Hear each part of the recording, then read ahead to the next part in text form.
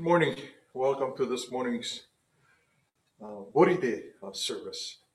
Uh, Thank you for joining us this morning.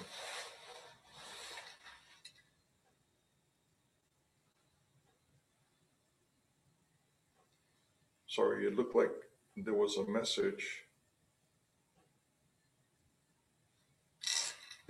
on the chat, but I think it's okay. Uh, with of course, with this uh, adapting to our circumstances is a central part of Buddhism, that we understand everything is in a process of change. The central idea, not so much that we need to adapt, but that we, uh, as things change, we can discover new things, certainly new opportunities, new ways of responding to our environment and the world in which we live. Change is certainly an important part of our understanding of the Dharma. But today's Bodhi Day service, we're fortunate to have with us Dr. Scott Mitchell from the Institute for the Studies, who will be introduced later on as we continue our service. But if you would please join us now, and we'll read Sambujo and Dagata Sanbutsuke.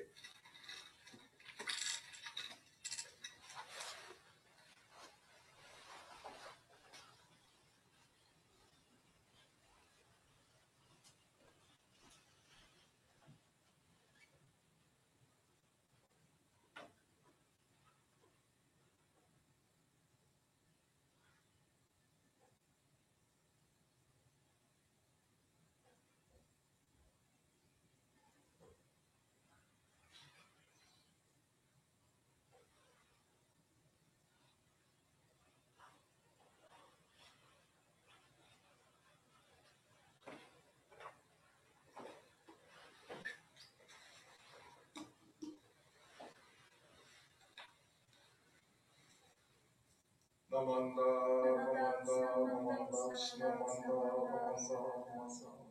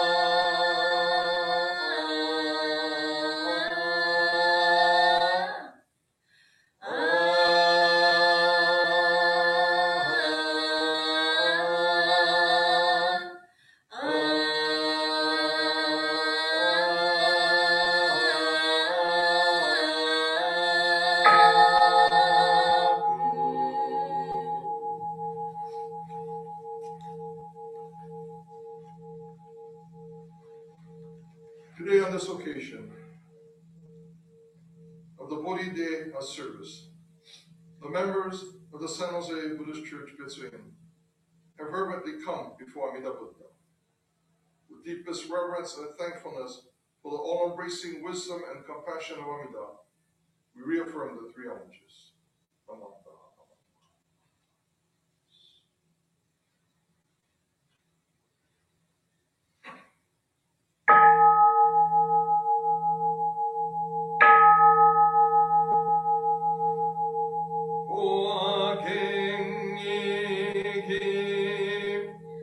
Ijim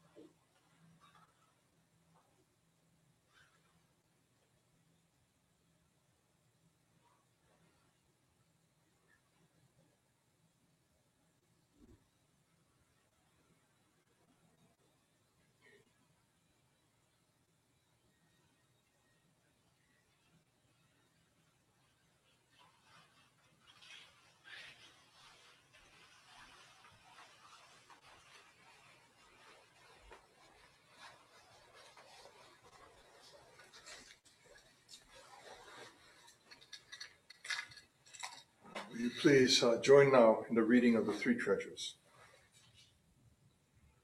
Hard is it to be born into human life. Now we are living it. Difficult is it to hear the teachings of the Blessed One.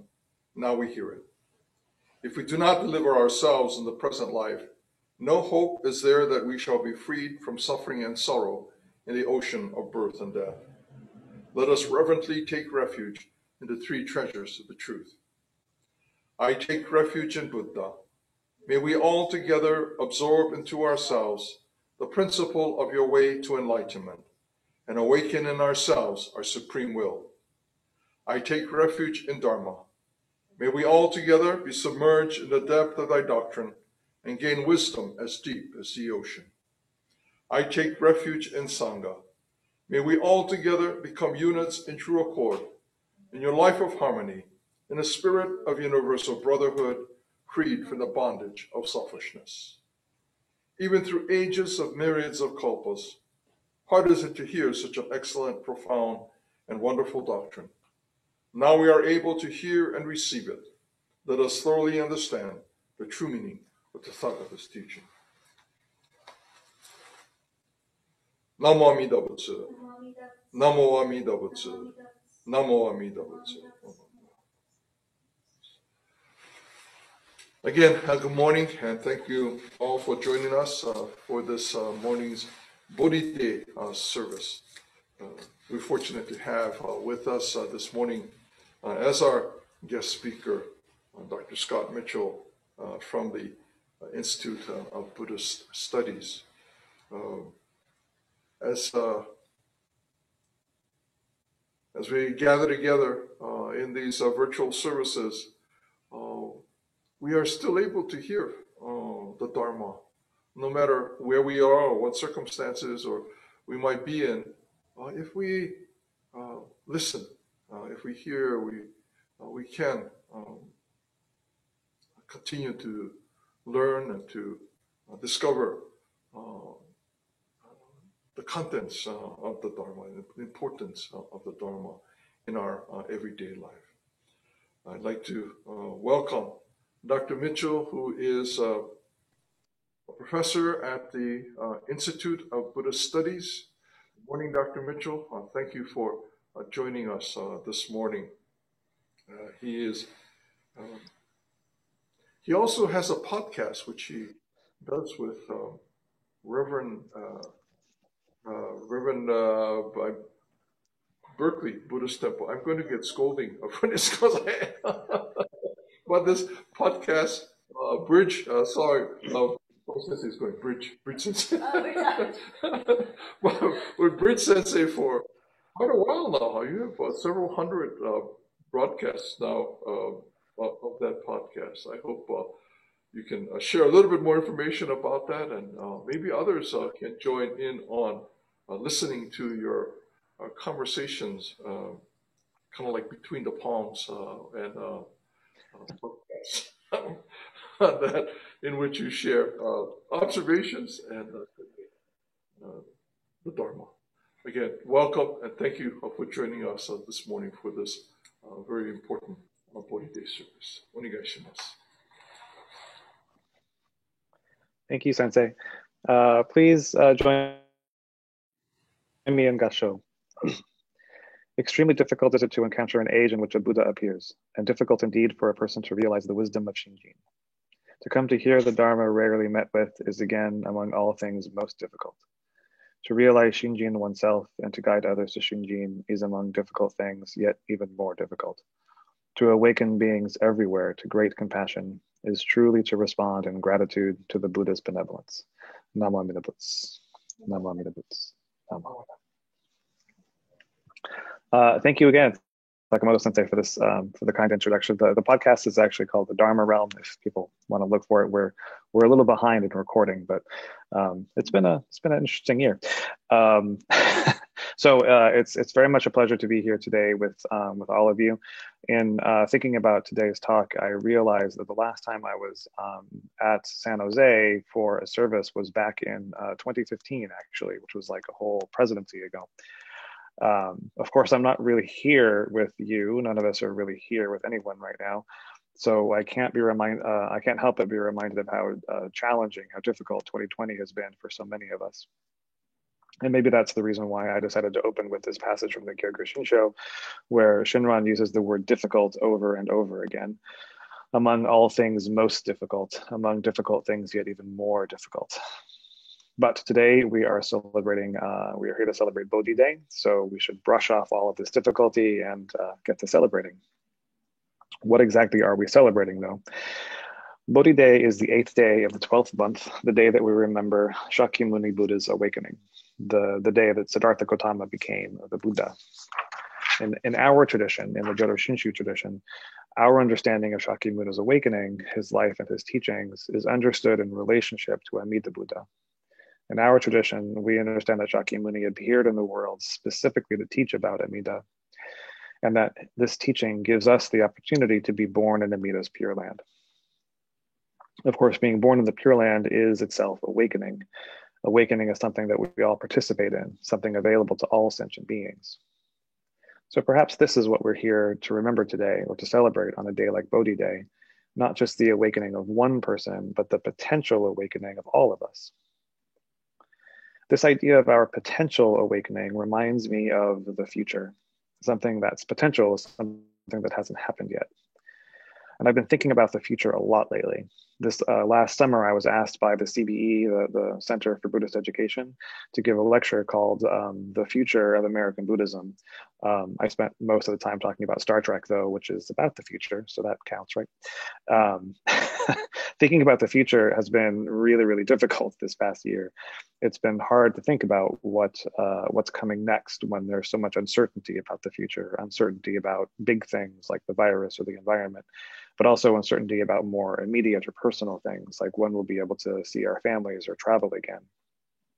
Thinking about the future is hard when we're living in a very difficult time.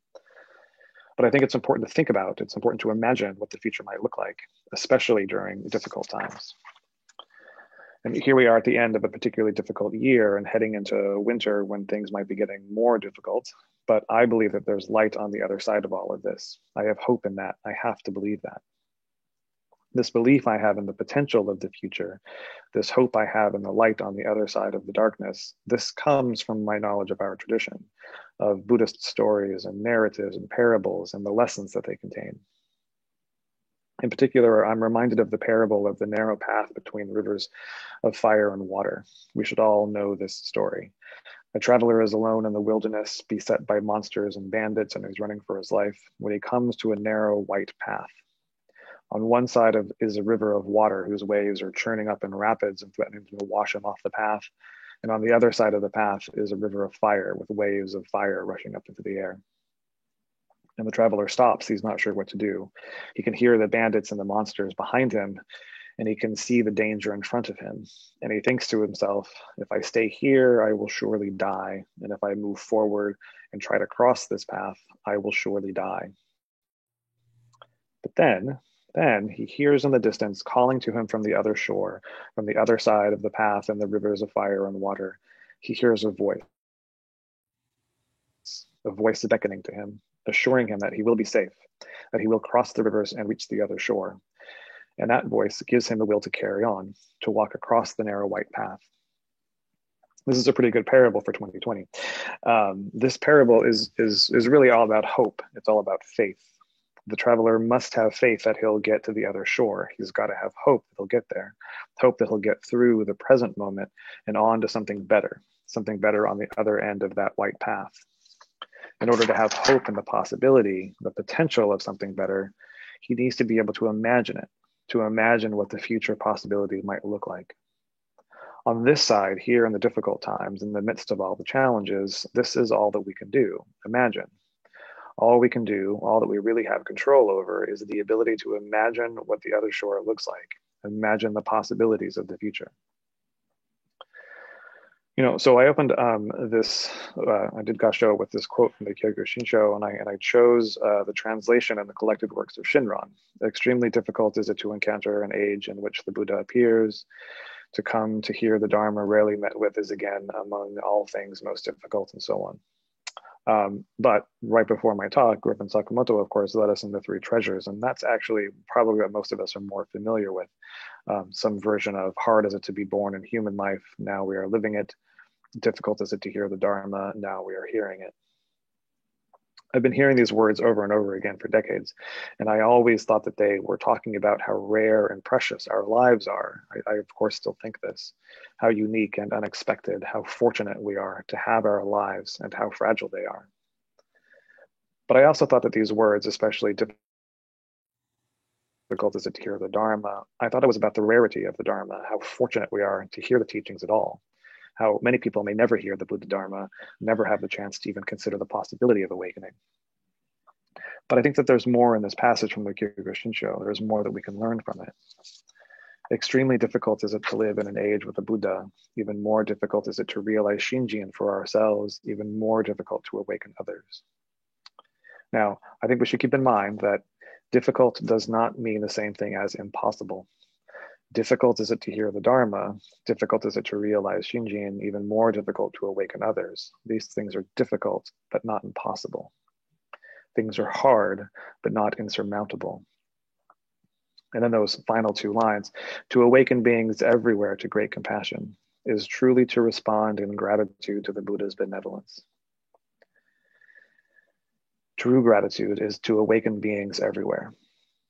We are being asked to awaken beings everywhere.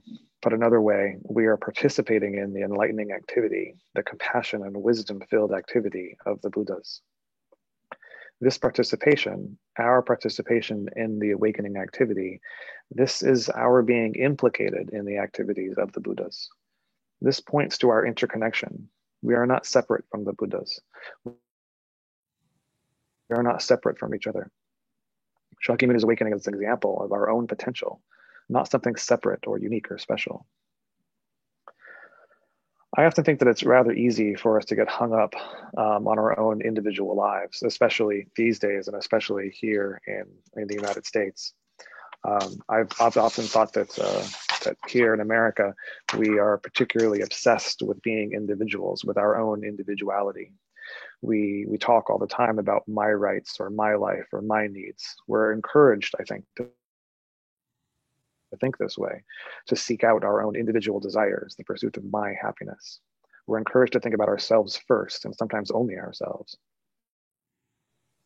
But if we've learned anything this year, it's that we're not isolated at all. We are not individuals, which is just pretty ironic, really. Like I said, when I started talking today, it's really a pleasure to be here with all of you, even though I'm not here. I haven't really been here with anybody. I haven't been in a room with anyone but my immediate family since March. I haven't been able to visit my mom or share a meal with friends at a restaurant in months. We're all very isolated. We're all pretty alone. And we've been this way for quite a long time.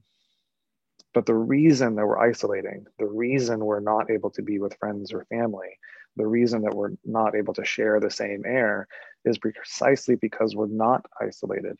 We are all deeply interconnected. We're being asked and sometimes required to be isolated, to shelter in place, to observe curfews, to stay away from each other because we're interconnected. Because my actions, my rights, my life as an individual and my choices, they're not isolated at all. My rights and my choices have impacts. My choices and actions have consequences on other people. The only way to keep the people I love safe is to distance myself from them. And this distance keeping is a reflection of our interconnection, even while we don't feel connected at all. As Buddhists, I think this is something we've always known. This is at the core of our tradition. It's at the heart of some of the things that the Buddha said in his earliest sermons in the immediate days after his enlightenment, the day that we're celebrating today. Specifically, this reality of our interconnection not only to each other, to people that we know, to people that we're related to or friends with, but our interconnection to the whole world, the world itself. This interconnection is something we've always known on some level. The ministers in our tradition tell us all the time, if we listen to them close enough. As we say, hard is it to be born in human life, now we are living it. Difficult is it to hear the Dharma, now we are hearing it. So I think that maybe the difficulty of hearing the Dharma doesn't come from its rarity. Maybe the difficulty of hearing the Dharma is because it's a hard lesson. The difficulty is the difficulty of accepting this lesson, of living it. But live it we must. That's all that we can do here on this side of the rivers of fire and water. All we can do is put our faith in that voice calling to us from the other shore. All we can do is imagine what that other shore looks like and have hope that it is the light on the other side of this darkness, and then take a step. So once more, please join me in Gassho. Extremely difficult is it to encounter an age in which a Buddha appears, and difficult indeed for a person to realize the wisdom of Shinjin. To come to hear the Dharma rarely met with is again, among all things, most difficult. To realize Shinjin oneself and to guide others to Shinjin is among difficult things, yet even more difficult. To awaken beings everywhere to great compassion is truly to respond in gratitude to the Buddha's benevolence. Namo Amida Butsu. Namo Amida Butsu. Namo Amida Butsu.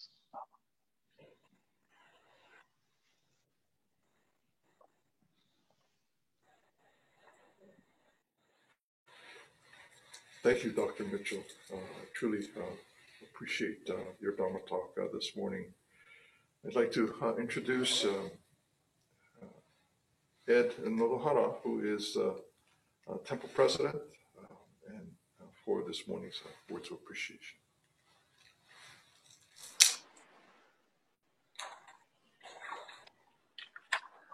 Good morning, everybody.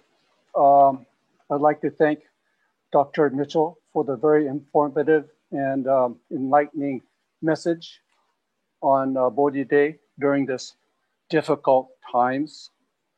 I would also encourage you to visit Dr. Mitchell's wiki page and see all the, actually 7 publications that might interest you. Thank you to Rinban Sakamoto and Reverend Nakame for officiating today's service. Thank you. Thank you, Ed. And again, Dr. Mitchell, thank you so much for joining us this morning. It is really, truly a pleasure to have you here, sharing your thoughts and your appreciation of the Dharma and the Nembutsu with us this morning. Thank you. We'll see you again.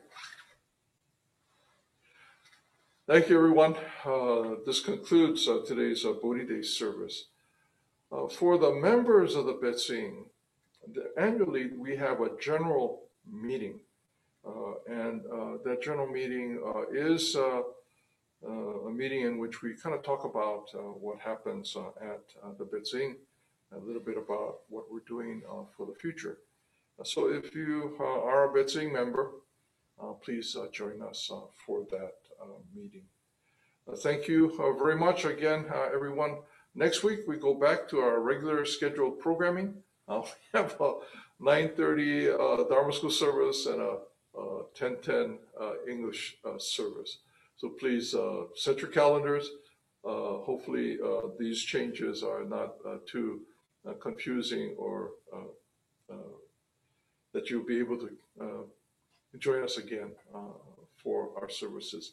Always go to our webpage. There's information there about these services, activities at the Betsing, and information about the temple and its activities. Thank you again, everyone, for joining us this morning for today's Bodhi Day service. Please take care. Please observe safety, social distancing protocols. Please take care of not just yourself, but certainly the people around you, as Dr. Mitchell talked about in his message. This is something that we can all be a part of, that we can all do. Thank you again. Will you please join in Gassho as we conclude? Namo Amida Butsu. Namo Amida Butsu. Namo Amida Butsu. Thank you, everyone.